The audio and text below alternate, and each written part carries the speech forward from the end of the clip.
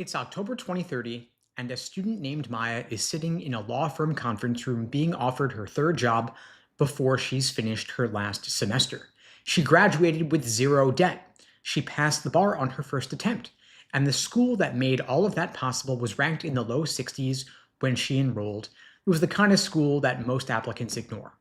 Meanwhile, a guy named James, same LSAT score, same GPA, same application year, is carrying $140,000 in debt, working at a firm he never planned to join in a city he never planned to live in.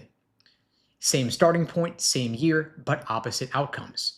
The difference wasn't talent or luck, it was three numbers James never thought to check. Numbers that Maya looked up before she signed anything. My name is Steve Schwartz. I run LSAT Unplugged. And what I'm about to walk you through is a scenario, not a prediction. Think of it as a stress test written from the future. Every force I describe is already in motion right now in 2026.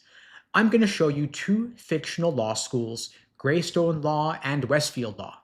And I'm going to walk you through how the same crisis destroyed one school and transformed the other. Maya enrolled at one, James enrolled at the other. And by the end of this talk, you'll know the three numbers that separated them, and you'll be able to look them up for any law school you're considering. We're going to stay in 2030 for most of this video, and I'll tell you when we come back to the present. In 2025, both schools looked healthy. Greystone was private, in the Northwest, ranked in the mid-70s. About 170 students per entering class, founded in the 1990s, tuition around $48,000. It had just opened up a new building. $38 million put into it, financed with revenue bonds. The dean was in the press talking about innovation and momentum. Westfield was private in the Southeast, ranked in the low 60s, about 200 students per entering class, around since the 1940s, tuition about $52,000, old building, had the same dean for 12 years, nothing flashy, no press. Both of them riding the application boom. Classes were full. Their scholarship budgets were growing. The deans were giving optimistic speeches. On paper, Greystone Law looked stronger. It had newer facilities, energy, and a story to tell. Westfield looked boring, and I want you to keep that in mind. Their paths diverged in three different places. Each one is a number, and the first one starts with a building. That first number is debt. When a university borrows money, usually by issuing revenue bonds, the loan comes with rules associated. The most important one is your tuition revenue has to stay above a certain level each year or you're in violation. The bank is saying, we're going to lend you $38 million, but if your tuition income drops below a certain number, we have a real problem. In 2025, Greystone was above that level. They had a comfortable margin. Westfield's dean had been approached about new construction multiple times. Donors were interested. The university was willing to back bonds, and every other school in the region was building, so his facilities committee pushed hard. At a board meeting in 2023, the committee presented a $30 million plan with renderings, timelines, financing structure. The dean listened to the entire thing. But when they finished, he asked one question. What happens to the loan payments if we lose 30 students from next year's class? And the room went quiet. Somebody said that just wasn't going to happen. Applications were at record highs. The dean said, applications were at record highs in 2010 also, but we spent the next decade recovering. With those two sentences, $30 million dead on the table. The board was furious. The faculty were embarrassed because they'd already been telling recruits about the new building.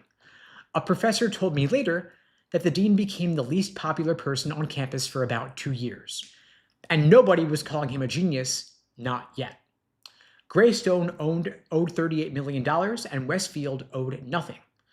So that's the first number, debt. The second number is the discount rate because the crisis hit both of them with three punches. The first was the applicant pool shrinking, fewer college-age Americans, which was a hangover from the birth rates dropping during the Great Recession. Then Congress capped federal graduate lending, and the blank check loan era ended overnight. Then the data went public. Bar passage rates, employment outcomes, every dollar in and out, and applicants could finally see what their tuition was buying. The top 20 schools barely noticed. They had endowments, they had global brands, more applicants than they would ever need. But below that, revenue models were breaking in real time. Greystone's entering class dropped from 170 to 145.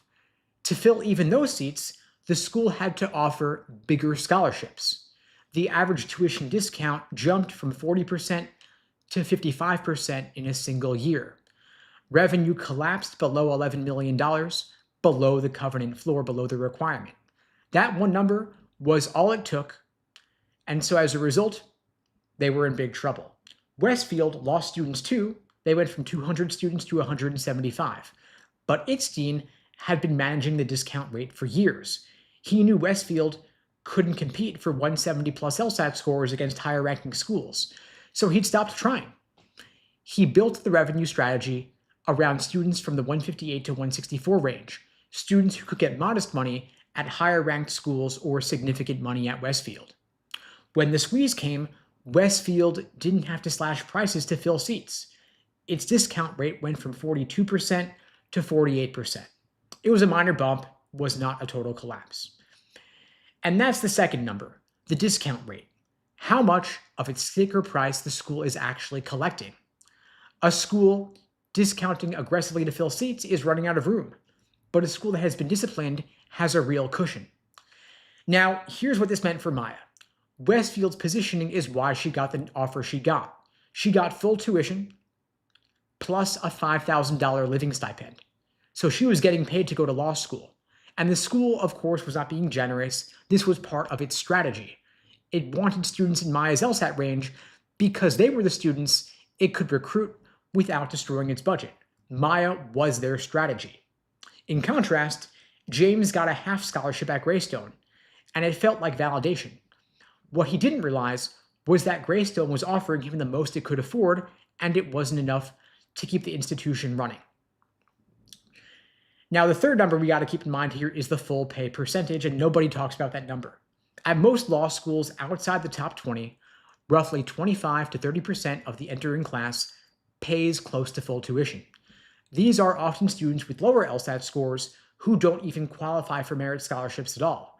They pay full price, and their tuition dollars fund everybody else's scholarships. And those students are the financial foundation of the institution. Most of them don't even know it. And so when the lending caps hit, those students were the first to disappear. Under the old system, Grad Plus loans covered every dollar. But under the new caps, students needed private lenders to fill the gap. And private lenders looked at schools with weaker employment outcomes and said they were too risky. Greystone lost nearly half of its full pay tuition students in 2 years. And so the revenue hole they created by leaving was catastrophic. Every full pay student who'd left took not just their own tuition, but the scholarship subsidy they were unknowingly funding for somebody else. Westfield's dean had seen the lending caps coming. He restructured the scholarship grid. He reduced full ride offers for high scorers and redirected that money into partial scholarships for mid-range students. More students paying something and fewer were paying nothing, and the full pay cohort shrank by 15% instead of 50%. The school dropped 2 spots in the rankings because its median LSAT dipped by a point. The faculty pushed back and the dean took the hit.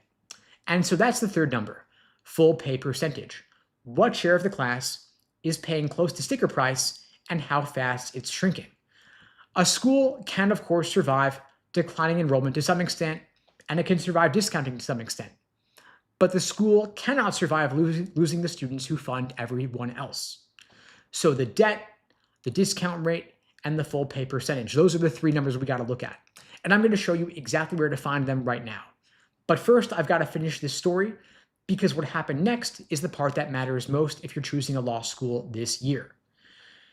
Greystone crossed their covenant line, their threshold, in 2027. After that, the institution didn't just decline, it cannibalized itself. The university had to freeze hiring, cut adjunct positions, and reduce course sections. The clinical programs were eliminated first because they were the most expensive to run. The problem was, they were the hands-on work that the new bar exam tested and that employers valued most. And so James felt the impact before he even understood it. His 2L fall, 2 professors left. One retired early, and one took a job at a better resourced school. Neither of them was replaced. A seminar James had planned to schedule around was canceled 3 weeks before the semester started. By the spring, Career Services had lost a staff member. The remaining counselor was handling 3 times the course load. James went to her office in February to talk about summer placement, and she was helpful but honest, saying, "We're just doing the best we can." She was just too stretched thin. And so the school had to spend more on marketing with enrollment consultants, a new website, glossy mailers, trying to attract students it could enroll by discounting harder, which made the revenue problem worse. Every dollar spent recruiting was a dollar not spent on the students already there. Weaker programs, of course, produced worse outcomes. Worse outcomes scared applicants. Fewer applicants meant bigger discounts, and so the spiral spun faster. James started hearing rumors in his 2L spring. The faculty were talking, and students were talking too. The phrase strategic review showed up in a university press release, and he didn't even know what that meant yet. And then the AI and law clinic listed on the website when James had applied, the one he was planning to take as a 2L, was cut. The same semester, Maya walked into her AI law clinic. At Westfield, the pressure was real, but it was pushing the school in the opposite direction. The school had to fill seats. To fill seats in a shrinking market, it had to offer bigger scholarships. Less revenue per student meant the school could not afford to lose anyone to attrition, bar failure, or unemployment, because every bad outcome made the next recruiting cycle harder. So the school invested in making sure its students succeeded, and those investments produced the outcomes that attracted the next class. Call it the survival loop. Here's what it looked like from Maya's seat. On day 2 of orientation, before classes started, she sat through what Westfield called an academic assessment. It was a diagnostic. The school evaluated reasoning patterns, writing, study methodology, and by the end of the first week, Maya had been matched with an academic coach who ID'd 2 specific weaknesses in how she structured legal arguments. And it felt like overkill to her, but it wasn't. Every law student was a hit to bar passage rates, employment numbers, the 509 data that next year's applicants would look at to decide whether to enroll. So Maya's success was the school's survival. Their interests were aligned. This was the school's self-defense to keep enrollments coming in. In her 2L year, she enrolled in the AI Integrated Legal Research Clinic, the one Greystone Law had just cut. She got to work with real clients, with real matters, under faculty supervision. She used tools that most practicing attorneys hadn't even touched. She learned where AI hallucinated, where they saved time, where they introduced new risks. 60 hours of supervised practice in the technology reshaping how law firms hired. 2 different schools, 2 different 2Ls, one watching programs disappear, the others being trained in the skills employers were about to pay a premium for. And then there's career placement, where the loop made its biggest difference. Westfield had built a career services office that functioned less like a campus office and more like a recruiting firm. They had dedicated staff maintaining relationships with every mid-size and large firm in the region. Externship programs funneled students into the employers most likely to hire them later. So the introductions were strategic, they were not random. Part of what Maya chose, even though she didn't fully realize it at the time, was a market, not just a school, because the Southeast was growing with regulatory work, corporate expansion, healthcare law. Legal demand in this area was growing faster than local law schools could supply graduates. When employers needed a junior associate, they called Westfield first because its graduates were ready to practice, and they stayed. When Maya interviewed at a firm her 3L fall, the hiring partner already knew Westfield's program. He'd hired 3 graduates from the previous class. Maya walked him through a clinic project where she'd used AI to compress a research task by 60%, and she showed him the 2 tools she had used to catch issues the AI had missed on manual review. She got an offer by the end of the week, then 2 more offers in the next month. And so employers were actually requesting graduates from Westfield. The partners told Career Services, send us whoever you sent us last year. James applied to 32 positions across 3 different cities. He heard back from 9 of them, interviewed at 4, got 1 offer at a small firm in a city he'd never planned to live in, at a salary that made his loan payments feel like a second rent. Rankings are national, but hiring is local. Maya chose a market, James chose a law school based only on prestige. And so Greystone Law announced it was closing in 2029 with a 2-year teach out for remaining students. James had seen it coming. He had transferred out before the announcement, but transferring meant he lost his scholarship. The new law school took him, but didn't offer him any money. Every dollar of debt he carries traces back to a single decision.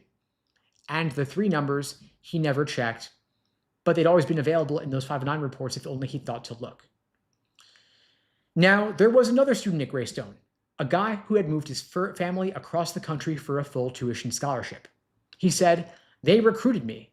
They told me this school was on solid footing, that the new building was a sign of commitment to the future. But that new building is the thing that killed them."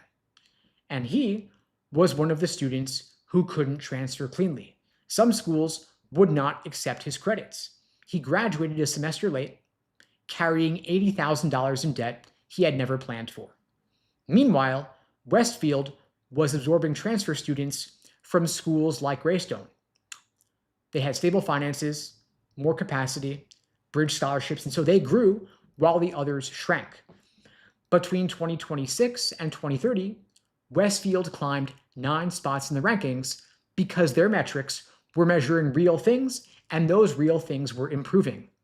Maya's degree, the one she had almost turned down, was from a school that was still climbing, and the asset of her degree was appreciating every year.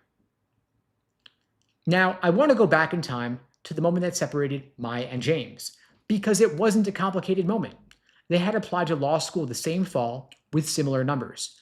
Both had a 164 LSAT and a GPA around 3.5. Both of them got offers from a cluster of schools. Both of them sat down with acceptance letters in front of them, trying to figure out where to go. James chose Greystone. They had a new building, he recognized the name, they gave him a half scholarship, and that made him feel like the school believed in him. He didn't negotiate because nobody told him it was an option. He didn't check employment outcomes because he assumed ranking was a reliable proxy. He chose the school because it looked like a good school. Now, Maya had similar offers. One of them from a school ranked higher than Westfield with a half scholarship. Basically, the same deal James took. And then she got this unusual offer from Westfield, a full ride plus a $5,000 living stipend. And so the stipend at first kind of confused her because it felt like the school was desperate. And she was right, the school was desperate. But before she said no, she asked them one question she read about on a forum.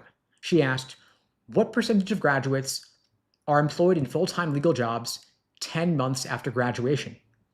The higher ranked school answered 78%, but Westfield answered 91%. Then she asked them a second question. What is your bar passage rate? The higher ranked school said 82%, but Westfield said 93%. Then she did the math most 22-year-olds don't think to do. The school that cost nothing had better outcomes on every metric that actually mattered for her career. The school that cost $120,000 had a nicer building. So she picked Westfield. It was the hardest offer to accept because it didn't look right. It didn't feel prestigious. Her parents were confused, and a friend told her she was making a mistake. But she wasn't. 2 students, same credentials, same year. One asked 2 questions, the other didn't. And that's the gap that we want to close. We want to make sure that you have the information before the moment passes. Now, of course, that's 2030. But you're not watching this in 2030. You're watching this right now in 2026. And everything I just described is already in motion. The demographic cliff is here. The lending caps are live, and schools are discounting harder than ever. Construction debt from the boom years is sitting on balance sheets with covenants that haven't even been tested yet. Some law schools are going to close in the next 5 years. The forces against them are too strong, and too many schools are overextended. The survival loop is also running right now at schools you've probably never even considered. Those schools are offering more scholarship money than at any point in their history because they're fighting to become what they need to become. The programs are being built, the career pipelines are being laid, and the money is on the table. But from the outside, the schools that are adapting and the schools that are dying look almost identical. Both are discounting hard, both are marketing aggressively. Both will give you a campus tour and a handshake from the dean. The difference is underneath the surface. Now, if you're holding an acceptance letter right now from a school you chose because of its name, its building, or its ranking, and you haven't checked those three numbers, you're going to make the same bet that James made. That doesn't mean your school's a Greystone. It means you don't know yet, and not knowing is the risk. And so here is where you want to look. You want to look at debt. The university financial statements, public for profit, private nonprofits, they disclose their long-term bond obligations. If the school built or renovated in the last 10 years, there is almost certainly debt with covenants, meaning contracts, tied to enrollment or revenue. And that is a red flag worth understanding. The second number is the discount rate. Look at the ABA 509 disclosures. You're looking for percentage of students receiving grants and the median grant amount. If you can cross-reference that with the sticker price tuition, you can estimate the effective discount rate. So say, for example, a school charges $50,000 a year. The 509 data shows 85% of students are getting grants averaging $30,000. That means the school's getting, on average, about $20,000 per student. Then look at last year's data. If that number was $25,000, the school is discounting $5,000 harder per seat per year just to fill the class. And that's the trend that tells you whether the school has room to maneuver or whether it's running out of money. If a school is giving significant money to more than 80% of its class, it is fighting hard. It's not automatically bad because, for example, Westfield is fighting hard too. The question is whether the school is fighting based on strategy or desperation. Then you look at full pay percentage, and also in the 509 data. The share of students paying close to sticker price and the year-over-year trend. A school that is rapidly losing its full pay cohort is losing the students who fund everybody else. That is the most lethal number. And the leading indicator that ties all three together is the employment outcomes, the bar passage rates, full-time legal employment 10 months out. Schools with worse outcomes lose applicants first when the market tightens, and that is what triggers everything else. So on admitted students day, if you go, you want to ask, what is your school's tuition dependence? Have you taken on new debt in the last 10 years? What happens to my financial aid if enrollment drops? If the school answers you clearly, it's worth your time. But if they deflect, if they hedge, if they refuse, if they're vague, that tells you everything you need to know. And when a school ranked lower than you expected offers you more money than you expected, ask why. It may not be a red flag. It might be a school in the survival loop, investing in outcomes and willing to bet on students who are going to be part of them climbing up the rankings. And that might be the best deal you could get, but you've got to recognize it. Now, in this scenario, 22 law schools closed between 2027 and 2030. Every one of them was still enrolling students the year before the end, still taking tuition checks, still accepting new students, promising a future they could not deliver. Now, the students who enrolled at those schools didn't fail. It's the institutions that failed them. But the students who avoided them didn't get lucky. They asked the questions, they checked the numbers, they did their research. And if you would like my help getting the highest possible LSAT score, getting into a better negotiating position to get more scholarship money, to get into better schools, that is the number one needle mover in your application process. The LSAT weighs more heavily than your GPA, than your application essays. If you'd like my help, I'm offering free LSAT tutoring for everybody watching this, now or later. The link to book that free tutoring lesson with me is unpluggedprep.com/start. The link is below this video on YouTube, pinned in the chat on YouTube, in my bio on TikTok and Instagram as well. I do these lives every single weekday, same time, same place, 2 p.m. Eastern, 1 Central, 11 Pacific. I'll see you all tomorrow, same time, same place. In the meantime, I wish you all the best and take care. Thanks for joining.